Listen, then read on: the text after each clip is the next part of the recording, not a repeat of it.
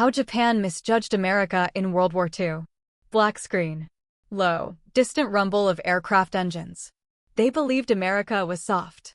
They believed Americans were spoiled, divided, obsessed with comfort, entertainment, and money. They believed Americans would never tolerate real sacrifice. And most dangerously of all, they believed America would quit. Sudden explosion. Pearl Harbor in flames. On December 7, 1941, Imperial Japan launched a surprise attack that shook the world. Battleships burned. Sailors drowned. Smoke swallowed the Pacific sky. To Japan, Pearl Harbor was not just an attack. It was supposed to be the end of the war before it truly began. Japanese pilots celebrating. Rising sun flag. Japanese leaders believed one decisive strike would break America's will, just like Russia in 1905, just like China again and again. America, they thought, was a nation of shopkeepers. A country too comfortable to fight a long war. A society too individualistic to endure mass death. They were catastrophically wrong. Cut to President Roosevelt speaking. Congress rising. Pearl Harbor did not weaken America. It transformed it. In a single morning, a divided nation became unified. Isolationism died. Debate ended. Rage replaced hesitation. The sleeping giant did not wake slowly. It exploded into motion. Montage. Factories starting, trains moving, men lining up to enlist. This documentary is not about Pearl Harbor itself. It is about something far more dangerous. It is the story of how Imperial Japan misunderstood America at every possible level, culturally, psychologically, economically, and strategically. And how that misunderstanding sealed Japan's fate long before the atomic bombs ever fell. Slow zoom on a Japanese strategic map of the Pacific. Japan did not lose World War II because its soldiers lacked courage. They lost because their leaders never understood the enemy they chose. Pause. Wind sound. To understand this misjudgment, we must step into the mindset of Imperial Japan in the early 20th century. Black and white footage of militarized Japan. Soldiers marching. Japan had risen from isolation to empire in less than 70 years. It had defeated China. It had humiliated Russia. It had carved influence across Asia. Victory bred confidence. Confidence hardened into arrogance. Japanese military ideology taught that spirit defeated steel. That discipline defeated numbers. That moral superiority could overcome industrial inferiority. Samurai imagery dissolves into modern soldiers. The Bushido Code glorified death over surrender. Endurance over comfort. Sacrifice over survival. When Japanese leaders looked at America, they saw the opposite. Clips of 1930s America, jazz clubs, movie theaters, automobiles. They saw Hollywood. They saw consumerism. They saw racial diversity and political argument. And they mistook these signs of freedom for weakness. Japanese officers observing American culture. American society, they believed, was soft because it allowed dissent. American soldiers, they believed, were undisciplined because they valued individuality. American workers, they believed, were lazy because they enjoyed leisure. What they failed to see was America's true strength. Shift tone. Slower music. America did not worship sacrifice. America worshipped results. America did not glorify death. America mastered production. America did not fight wars for honor. America fought wars to finish them. Factory whistles blow. Assembly lines begin. Japan believed wars were decided by courage. America believed wars were decided by logistics. Japan planned for a short, decisive conflict. America prepared, once committed, for total war. Cut to naval yards stretching endlessly. Here lies the first fatal miscalculation. Japan believed America would seek compromise after suffering losses. But Pearl Harbor did something unexpected. It removed America's choice. Close-up of American newspapers. War. The attack unified public opinion across class, race, and politics. There would be no negotiations. No limited war. No turning back. Japan had not just attacked a navy. It had attacked national pride. Japanese commanders discussing timelines. Imperial Japan's strategy relied on speed. Seize territory quickly. Fortify a defensive perimeter. Inflict heavy casualties. Then force America to negotiate. It was a strategy born from projection. Japan assumed America thought like Japan, that public morale would collapse under sustained loss, that mothers would refuse to send sons to die on distant islands. American mothers waving goodbye at train stations. Instead, millions volunteered. Factories overflowed. War bonds sold out. Even those who once opposed war demanded vengeance. Japan had awakened something it never studied. Brief silence. Even Admiral Isoroku Yamamoto, the architect of Pearl Harbor, feared this. Photo of Yamamoto. Cigarette smoke drifting. Yamamoto had lived in America. He understood its industry. He warned Japan's leaders. I can run wild for 6 months. After that, I have no confidence. 6 months. That was not a prediction, calendar pages flipping rapidly. Japan believed America lacked staying power. America believed time was its greatest weapon. Once the industrial engine turned fully, the outcome would become inevitable. Japan bet everything on America choosing peace. America chose escalation. Transition to dark visuals. There was also a deeper misjudgment. A racial one. Imperial Japan believed Asians possessed superior spiritual strength. They believed Westerners feared death. That belief shaped battlefield decisions. It encouraged reckless offensives. It was a deadline. That honor mattered more than outcome. Underestimated defenses. Dismissed American adaptability. Japanese soldiers charging. Then American counterfire. Again and again, Japanese forces were shocked. American soldiers did not break. They did not flee en masse. They adapted. They learned. They returned with overwhelming force. Japan had mistaken cultural difference for inferiority, and the cost of that mistake would be paid in blood. Slow zoom on the Pacific Ocean. By attacking Pearl Harbor, Japan crossed a point of no return. It believed it had struck a knockout blow. In reality, it had signed its own death warrant. Because America was not a nation that surrendered easily.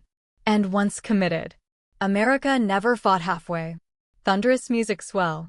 This was not just a war between nations. It was a collision between two completely different worldviews. One believed spirit conquered all. The other believed preparation conquered everything.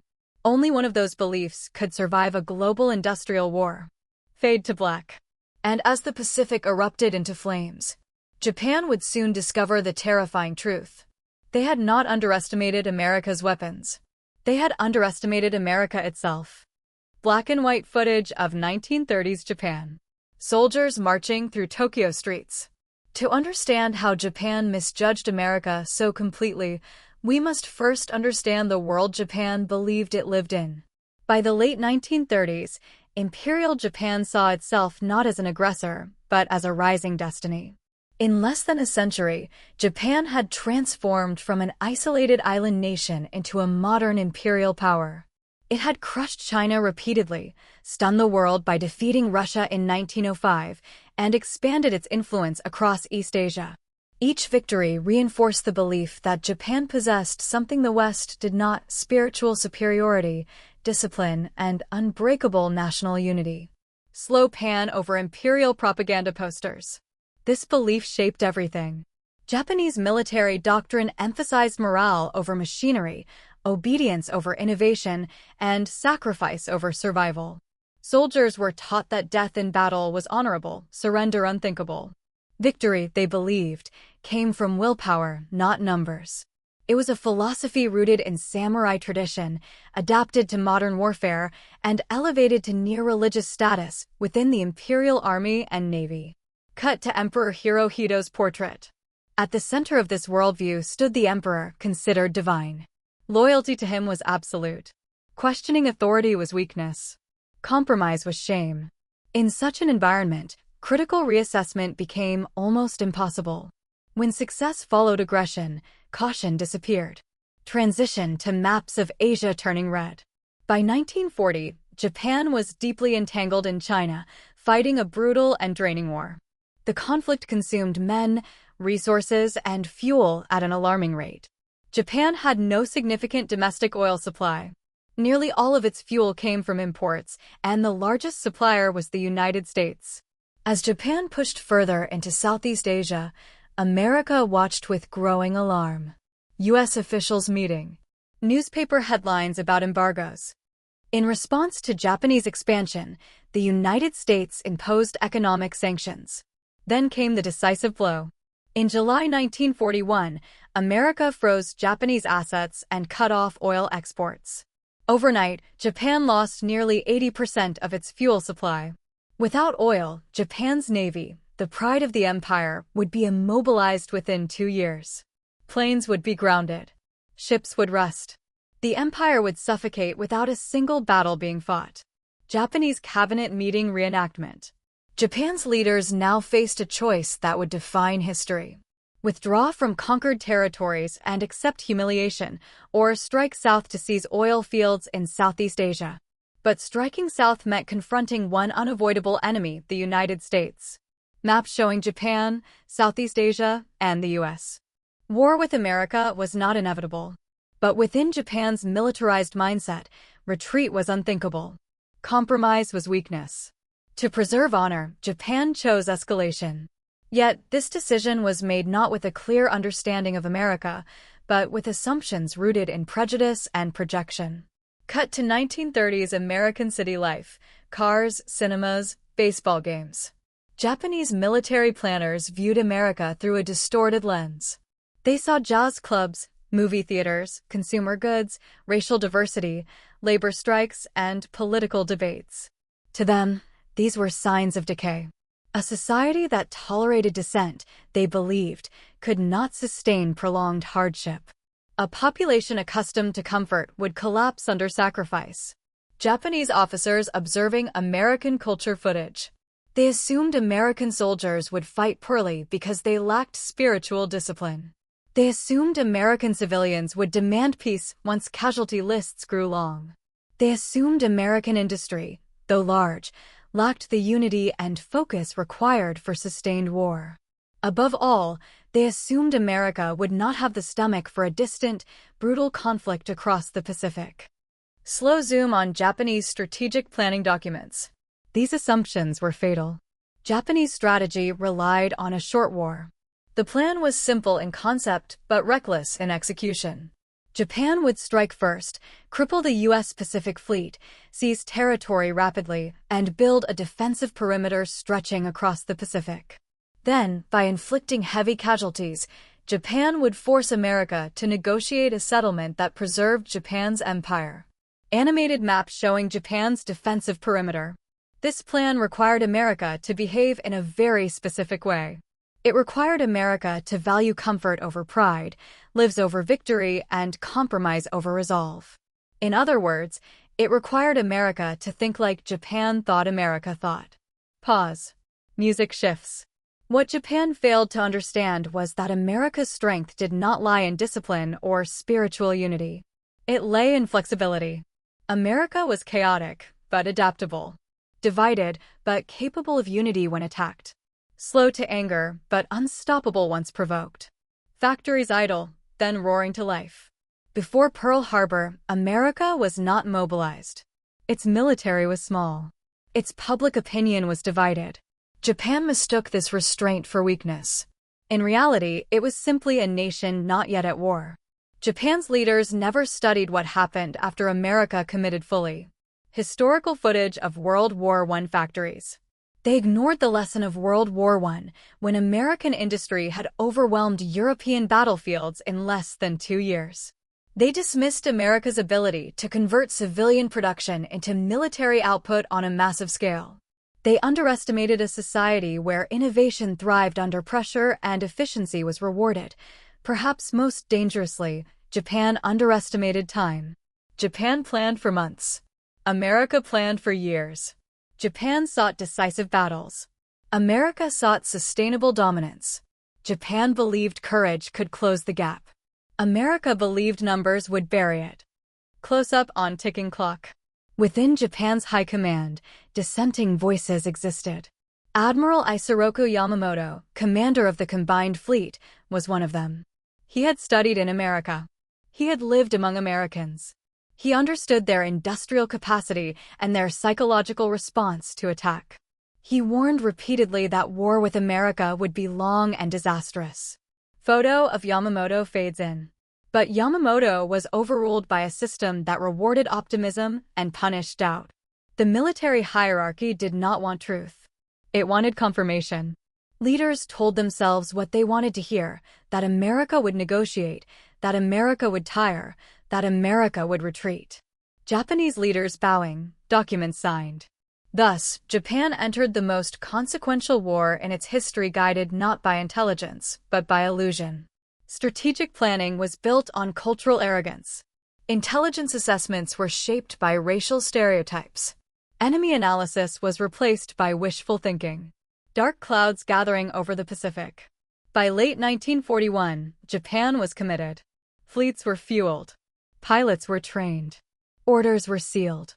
The decision to strike Pearl Harbor was not just a military gamble, it was the final expression of Japan's misunderstanding of America. Fade to Pearl Harbor before attack. Japan believed it understood America well enough to predict its response. It did not. And when the first bombs fell from the sky, Japan would soon learn that it had misread not just America's strategy. December 7, 1941. Early morning calm over Pearl Harbor. The first bombs fell just before 8 in the morning. In minutes, the illusion Japan had built for years collided with reality. Battleships burned, sailors screamed, and the harbor turned into an inferno of smoke and oil. From Tokyo's perspective, it looked like total success. America's Pacific Fleet appeared shattered. The path to dominance across Asia seemed open. Japanese commanders celebrated what they believed was a decisive blow that would cripple American power for a generation. Japanese pilots returning, cheering. But beneath the surface, something far more dangerous was happening, something Japan did not anticipate and could not control. Pearl Harbor did not break American morale. It forged it.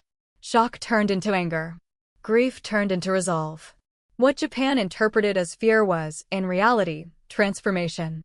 American newspapers printing Day of Infamy. Within hours, the American public demanded war. Political divisions vanished overnight. Isolationism collapsed.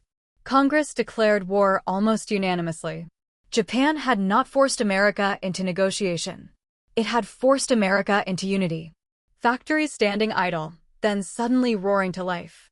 And then came the awakening Japan never calculated. America's industrial engine began to turn, not slowly, but violently. Factories that once produced cars, refrigerators, and washing machines were converted into engines of war. Assembly lines were redesigned in weeks. Workers labored around the clock. Women filled factory floors. Teenagers lied about their age to enlist. This was not discipline imposed from above. This was momentum generated from below. Shipyards stretching beyond the horizon. Japan had believed America's strength lay in comfort. Instead, it discovered America's true weapon was scale. Where Japan built ships individually, America built them in waves. Japan trained elite pilots for years. America trained thousands fast enough to replace losses. Where Japan planned battles, America planned supply chains. Maps showing U.S. shipping routes expanding.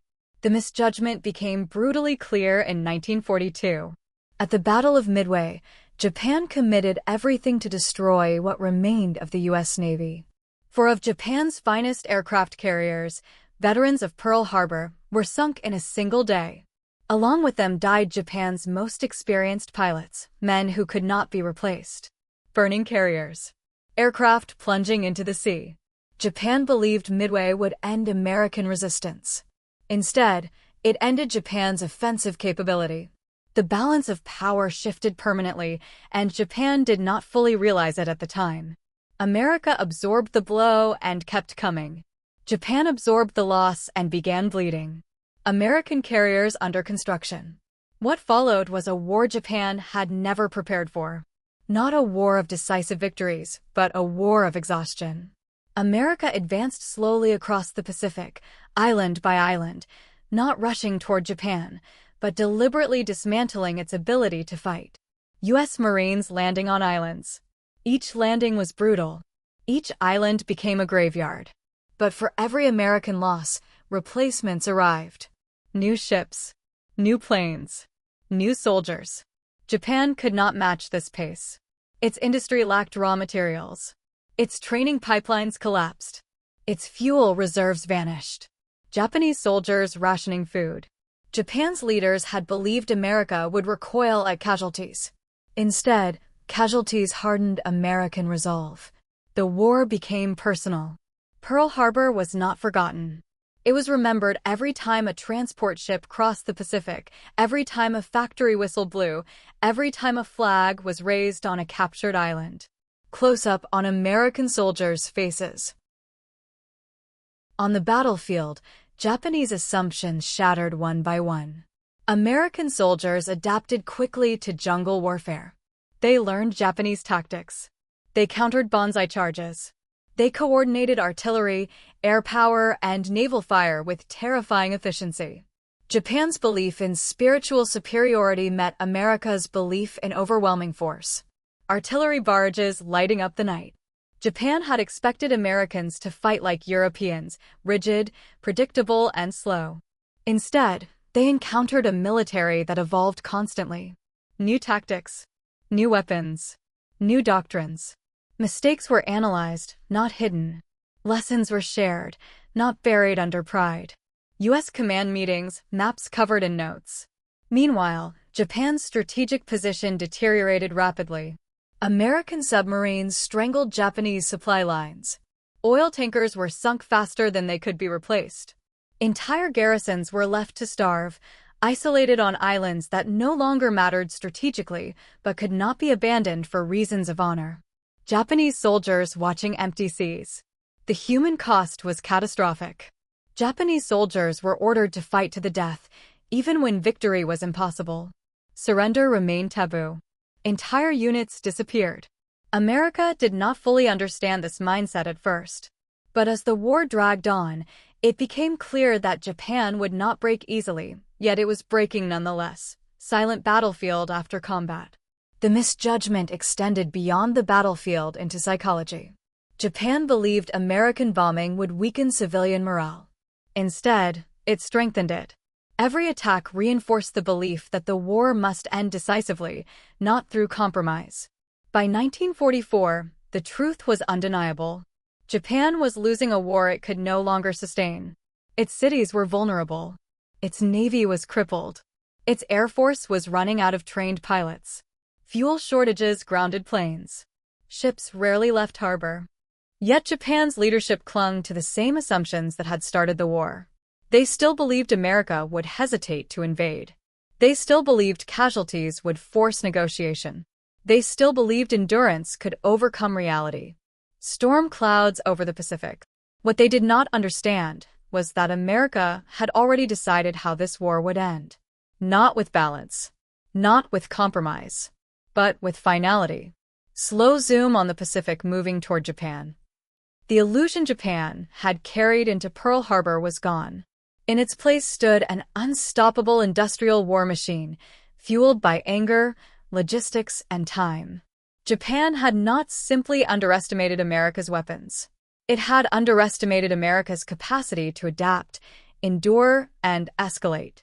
Fade to black. And as the war moved closer to Japan's homeland, a terrifying realization began to take shape. America was no longer fighting to win. Dark clouds rolling across the Pacific. A distant rumble of thunder. By 1944, Imperial Japan was no longer fighting the war it had imagined. The vision of a short, decisive conflict had collapsed completely. The bold naval victories Japan had expected never came. The climactic battle that was supposed to crush American morale simply did not happen. Instead, Japan found itself trapped in a slow, suffocating struggle. One that drained its strength day after day, without glory, without resolution. This was the twist Japan never planned for, a war where courage could not overcome mathematics and honor could not stop exhaustion. American fleets moving steadily westward. America no longer fought Japan on Japan's terms. U.S. commanders abandoned the idea of capturing every island and instead adopted a strategy that exploited Japan's greatest weakness, its inability to sustain prolonged warfare. Strongly defended islands were bypassed entirely. Japanese troops were isolated, cut off from supplies, reinforcement, and evacuation. These garrisons were not defeated in battle. They were erased by time. Japanese soldiers waiting on abandoned islands. For the men left behind, the war became something unimaginable. Food supplies dwindled. Ammunition ran out. Medical supplies vanished. Soldiers who had been taught that surrender was dishonor waited for orders that never came. Many never fired another shot. They simply faded away, starving, sick, forgotten. The empire that demanded absolute loyalty could no longer protect them. Close-ups of hollow faces. Japan's military doctrine had never prepared its soldiers for abandonment. It had promised glorious death in battle, not slow extinction in isolation. Yet this was now the reality across the Pacific. Entire units ceased to exist, not because they were defeated, but because they were irrelevant. America had learned that it did not need to destroy Japan's forces. It only needed to deny them purpose.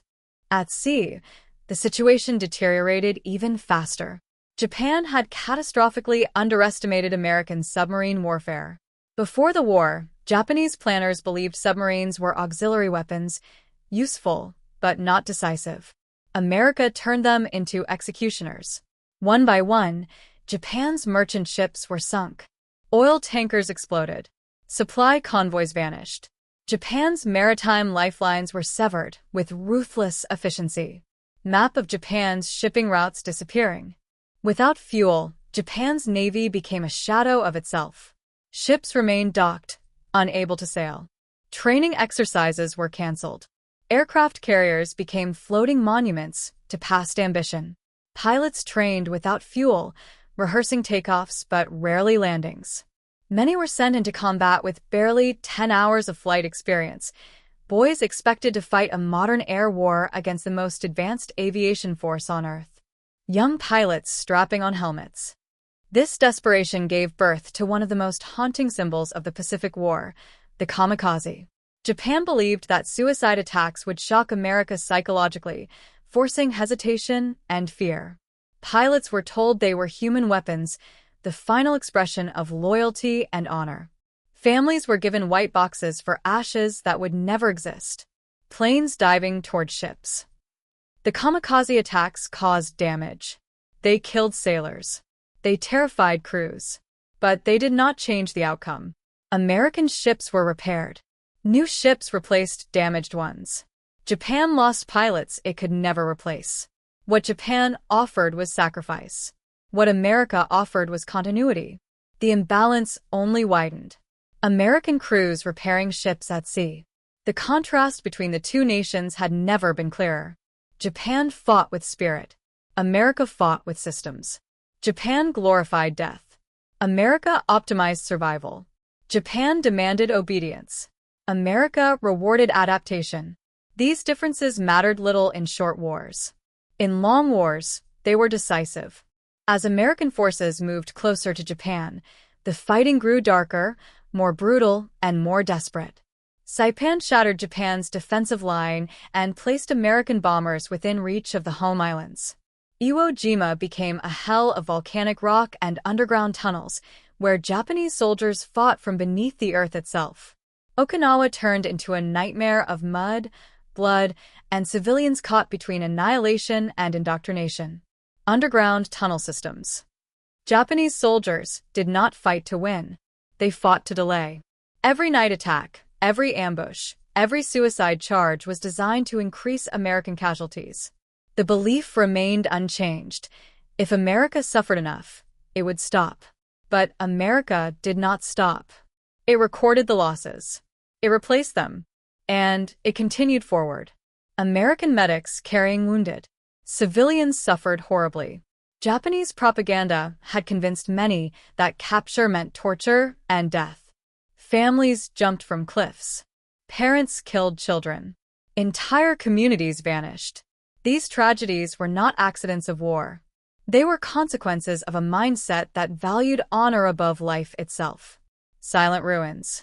For American leaders, these battles produced a horrifying realization. If islands produced such resistance, what would an invasion of Japan look like? Every cave, every street, every city, casualty estimates rose into the millions. The war had transformed from a contest of armies into a calculation of extinction. American generals studying projections. Meanwhile, the air war intensified. American bombers roamed Japan's skies uncontested. Firebombing raids turned cities into infernos. Tokyo burned so fiercely that the air itself ignited. Hundreds of thousands died in a single night. Infrastructure collapsed. Food distribution failed. Japan's people suffered while its leaders still spoke of endurance. Firestorms consuming Tokyo. Japan had once believed bombing civilians would weaken enemy morale. Now Japan experienced the same strategy and discovered it did not bring surrender. It brought despair. Yet even as cities turned to ash, Japan's leadership refused to accept defeat. To surrender was to admit error. And error was unacceptable. Japanese leaders in underground bunkers. This was the final twist of the war. Japan was trapped not by America alone, but by its own ideology. The same beliefs that fueled expansion now prevented survival. Pride replaced strategy. Tradition replaced logic. The empire could no longer retreat, even when retreat meant life. Long silence. America watched carefully. The war had reached a point where conventional victory no longer promised an end. Invasion meant catastrophe. Bombing meant prolonged suffering. Negotiation meant nothing if Japan refused to accept reality. The question was no longer how to defeat Japan. The question was how to end the war at all. Scientists working behind sealed doors. Unseen by the Japanese public, America prepared a solution that bypassed invasion, bypassed negotiation, and bypassed endurance altogether. A weapon designed not to frighten, not to intimidate, but to conclude. Slow build of ominous music. Japan still believed America would hesitate. Still believed America would compromise. Still believed suffering could force a better peace. These beliefs were echoes of the same misjudgment that began the war in 1941. Storm clouds over Japan's coastline. By the summer of 1945, Japan stood exhausted, isolated, burning, and starving, yet still refusing to surrender. The empire waited for America to blink.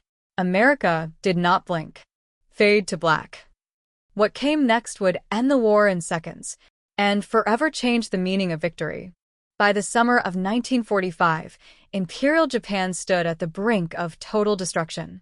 Its once mighty navy lay in pieces at the bottom of the Pacific. Its air force, once feared across Asia, had been reduced to desperate teenagers piloting outdated planes with little fuel. Its cities, once bustling centers of commerce and culture, had been flattened by relentless firebombing. Millions of civilians lived in hunger and fear, sheltering in ruins. Yet even as the country teetered on the edge of annihilation, Japan's leadership clung to illusion. Surrender was unthinkable. Honor dictated endurance. Pride dictated resistance. Logic dictated nothing. Close-up shots of Japanese leaders in bunkers, faces tense. The leadership believed America feared an invasion more than Japan feared total destruction. They thought dragging the war on just a little longer might force the United States to compromise. They assumed that a few more months of resistance, a few more casualties inflicted on the enemy, might turn the tide, or at least secure better terms. This belief was the last echo of the misjudgment that had launched the war, the assumption that America lacked the will to finish what it started. Yet with each passing day, that assumption became more fatal. American generals studying maps and casualty reports. From the other side of the Pacific, American commanders faced a terrifying reality. Every battle fought closer to Japan, Saipan, Iwo Jima, Okinawa, had revealed the same truth. Japan would resist until nothing remained. Casualty estimates for a direct invasion of the Japanese mainland reached staggering numbers.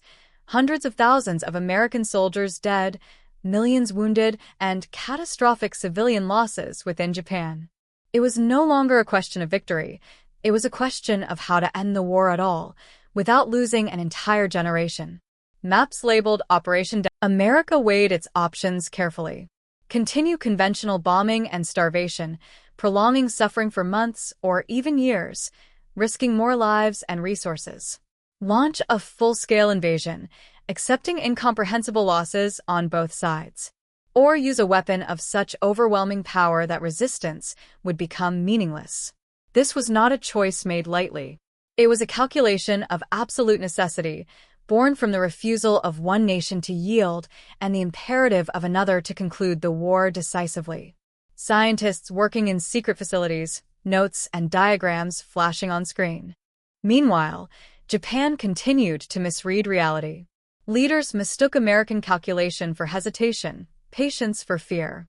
They believed that moral limits would restrain the United States, that extreme escalation would not occur, that the shock of new weapons or the sight of destroyed cities would provoke negotiation. They did not understand that America's restraint had ended with Pearl Harbor and that patience was not weakness, it was preparation. America had already crossed a threshold of commitment that Japan could not perceive. Close-up of a clock ticking, emphasizing suspense. On August 6, 1945, all misjudgments collided with reality.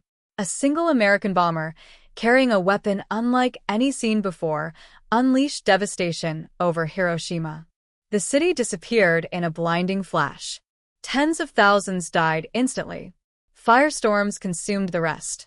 Entire neighborhoods vanished, leaving only ash and ruins. The magnitude of the destruction defied comprehension. It was not intimidation, it was finality. White flash fades into the rising mushroom cloud. Ominous music plays. Even then, Japan hesitated. Leadership councils debated surrender versus continuation. Some called for capitulation, acknowledging the overwhelming power and the impossibility of further resistance. Others insisted the war must continue, arguing that endurance and faith could yet turn the tide. The very same beliefs that had launched the war, pride, honor, spiritual superiority, now held the nation hostage. Japan had misjudged the enemy for the last time. Japanese leaders in heated underground meetings. 3 days later, on August 9th, Nagasaki was destroyed. The message was indisputable. America's escalation was not bluff. Resistance was now irrelevant. The war could not be prolonged. The cost of continuing was total annihilation. Japan finally understood that the assumptions which had guided its strategy, America's weakness, fear of casualties, and lack of endurance, were entirely false.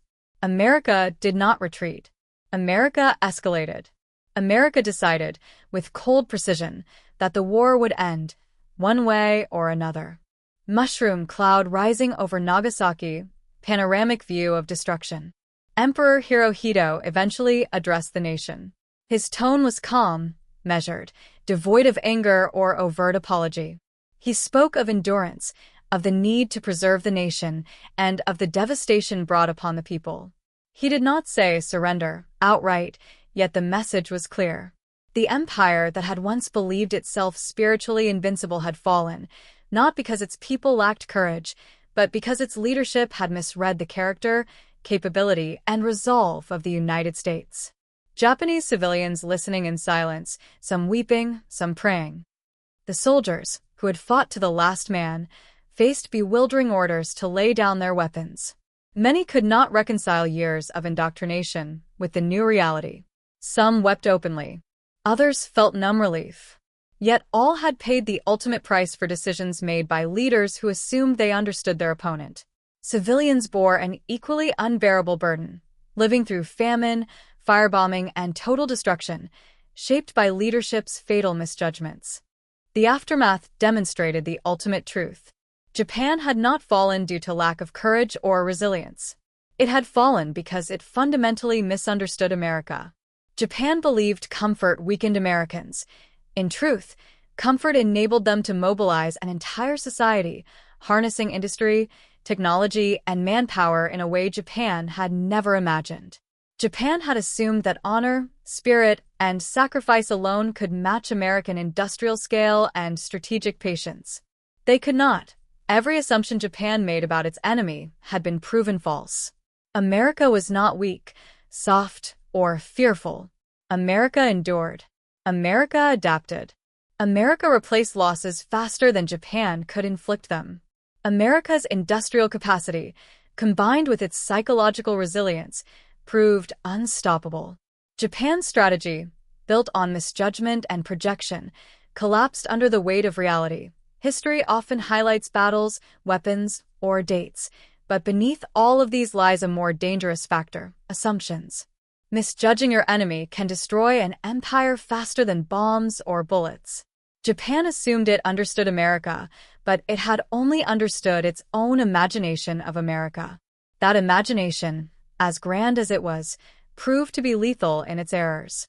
Japan misjudged America's patience. Japan misjudged America's industry. Japan misjudged America's psychology. And by the time Japan grasped the truth, the empire had no room left to act. The illusion of invincibility had crumbled. Pride had turned to ashes. Honor had become a cage. Misjudgment had cost millions of lives, cities, and the ability to shape its own destiny. The Pacific War did not end because Japan lacked courage. It ended because Japan had misjudged America at every critical juncture. Its assumptions, once thought to be guides to victory, became chains leading to destruction. The nation paid a price measured in lives, suffering, and historical consequences. And history asks a haunting question.